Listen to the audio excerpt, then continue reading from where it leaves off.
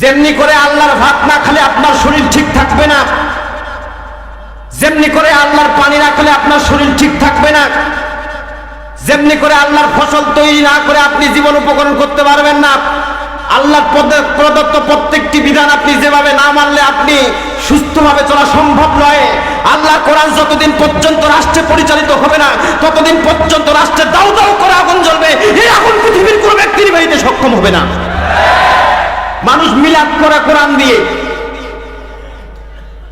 চল্লিশা করে কোরআন দিয়ে, বাপের জানাজা করে কোরআন দিয়ে, কিন্তু বিয়ে আর কোরআন দিয়ে করতে চায় না, ঠিক না? মানুষ তো এতটুকু বোঝা উচিত, আল্লাহ যে প্রদত্ত বাতাস আসে, এই বাতাসে সবচেয়ে বেশি সুখ হয় নাকি আপনি এসির ঘরে যে থাকেন এই এসিরটা বেশি সুখ হয়? কারটা? সবাই বলেন।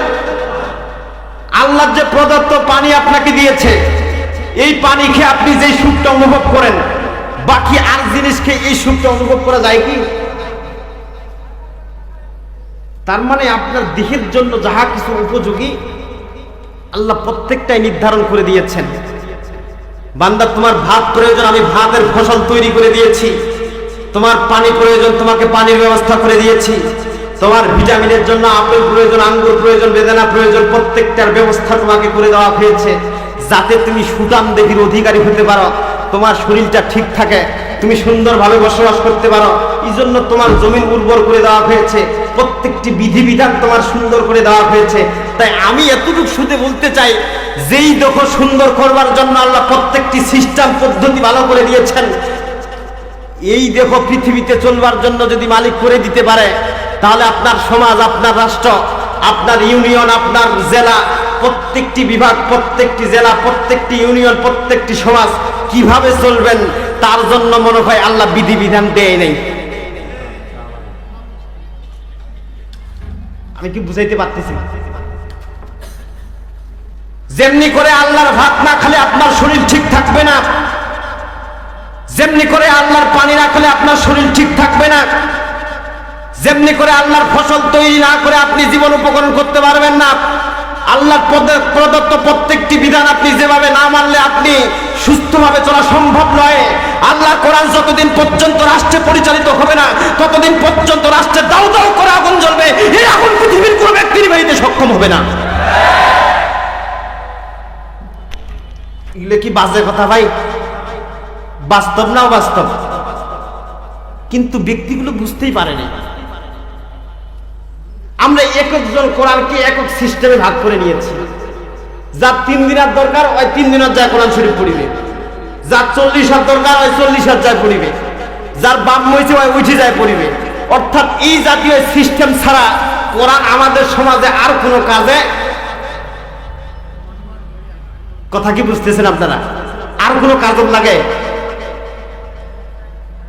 তাহলে সুখটা পাবেন কোথা থেকে? শান্তি আসবে কোথা থেকে?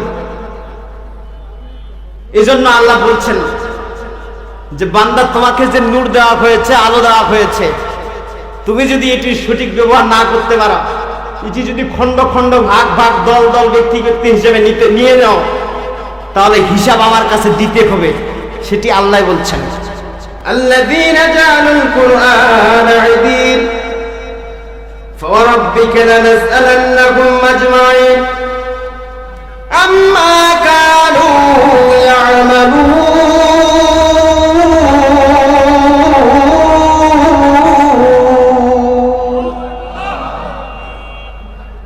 আল্লাযীনা জাআলুল কুরআনা ঈদিন, যারা নিজেদের কোরআনকে নিজেদের খেয়াল খুশি মতো ভাগ করে ফেলেছে, যেটা ইচ্ছা মানছে, যেটা ইচ্ছা অমান্য করতেছে। আমাদের বিষয়টা এরকম না ভাই। মিলাদের প্রয়োজন আছে, আমি কোরআন মানব, আমার যতটুকু প্রয়োজন আমি সুবিধা মনে করতেছি আমি ততটুকুই মানব, কিন্তু যেই জিনিসটা আমার কাছে অসুবিধা মনে হচ্ছে তখন আমি এটা কোরআন থেকে মানতে রাজি নই, ঠিক না? মানুষ মিলাদ করে কোরআন দিয়ে, চল্লিশা করে কোরআন দিয়ে, বাপের জানাজা করে কোরআন দিয়ে, কিন্তু বিয়ে আর কোরআন দিয়ে করতে চায় না। ঠিক না?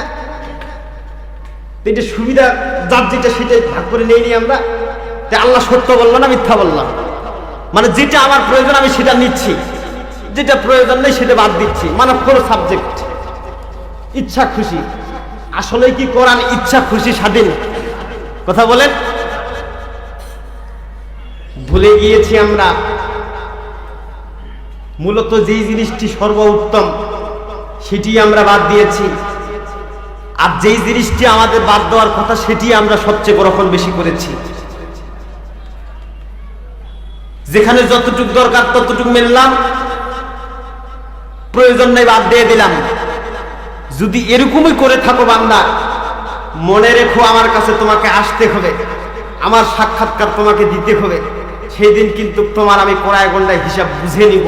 সুতরাং তোমার নলেজে যাতে থাকে যে আমি আজকে স্কুল গেলাম না, তোমার নলেজে যেমনি থাকে আমার স্বামী হাল নিয়ে চলে গিয়েছে, ওই ভোর হয়েছে বার হয়ে চলে গিয়েছে, 10টার দিক বাসায় আসবে, এই অবস্থায় যদি ভাত না হয় একটা মায়েরও হালুয়া পার নিজের পরিবারে। সুতরাং আপনি যেমনি ভাবে সেই পরিবারের দিকে আপনার স্বামীকে ভয় করে প্রত্যেকটি কাজ আপনার ঠিক রাখেন, যেমনি করে অফিস টাইমের আপনার প্রত্যেকটি কাজ আপনি ঠিক রাখেন, যেমনি করে আপনার প্রতিষ্ঠানের প্রত্যেকটি কাজ আপনি ঠিক রাখেন, ঠিক তেমনি ভাবে কোন ব্যক্তি যদি তার মালিককে ভয় করত, তাহলে আমি নিশ্চিন্তে বলতে পারি তার আল্লাহর যত প্রদত্ত হুকুম আছে অনবরত ভাবে বান্দার প্রত্যেকটি হুকুম অনবরত ঠিক থাকা দরকার ছিল, ঠিক না?